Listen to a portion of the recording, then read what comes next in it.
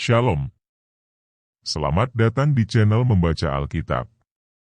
Bacaan kita hari ini, Kejadian 17 ayat 1-27. Mari kita mulai membaca.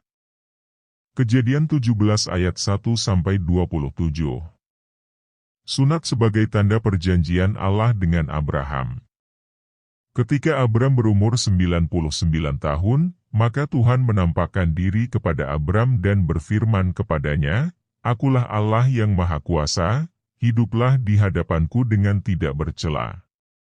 Aku akan mengadakan perjanjian antara aku dan engkau, dan aku akan membuat engkau sangat banyak."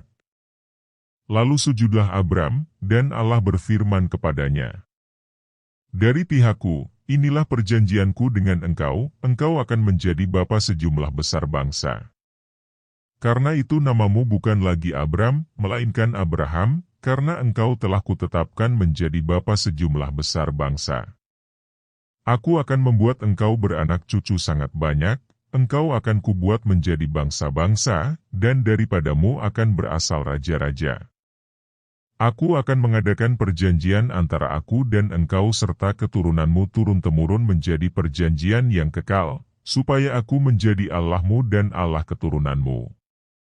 Kepadamu dan kepada keturunanmu akan kuberikan negeri ini yang kau diami sebagai orang asing, yakni seluruh tanah Kanaan akan kuberikan menjadi milikmu untuk selama-lamanya, dan aku akan menjadi Allah mereka."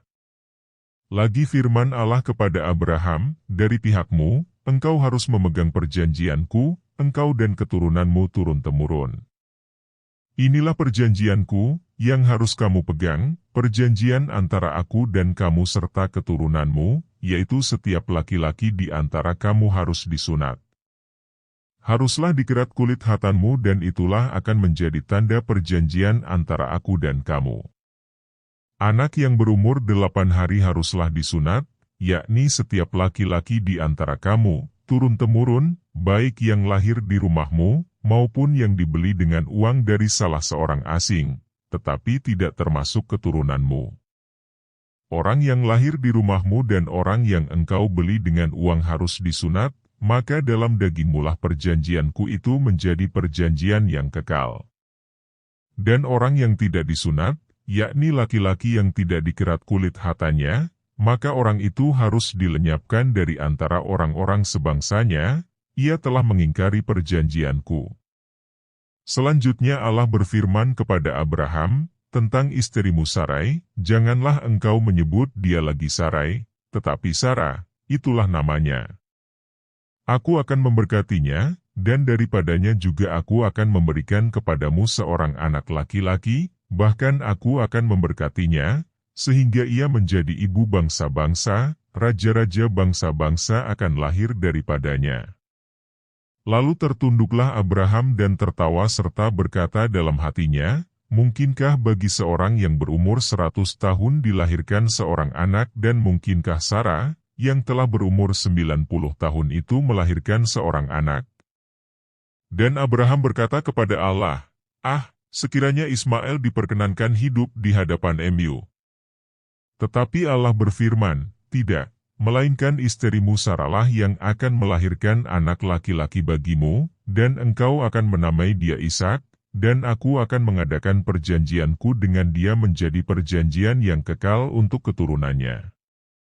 Tentang Ismail, aku telah mendengarkan permintaanmu, ia akan kuberkati, kubuat beranak cucu dan sangat banyak, ia akan memperanakan 12 raja, dan aku akan membuatnya menjadi bangsa yang besar.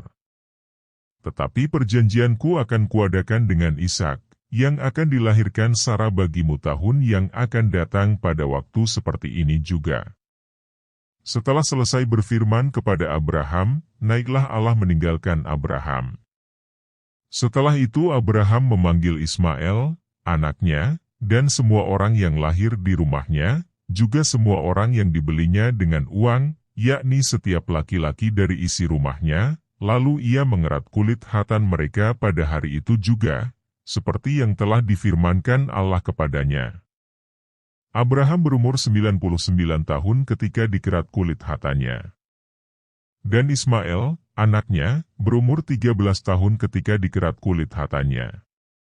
Pada hari itu juga Abraham dan Ismail, anaknya, disunat. Dan semua orang dari isi rumah Abraham, baik yang lahir di rumahnya, maupun yang dibeli dengan uang dari orang asing, disunat bersama-sama dengan dia. Amin. Demikian membaca Alkitab hari ini. Kiranya bacaan hari ini dapat menjadi pedoman dalam menjalani aktivitas kita setiap hari. Haleluya.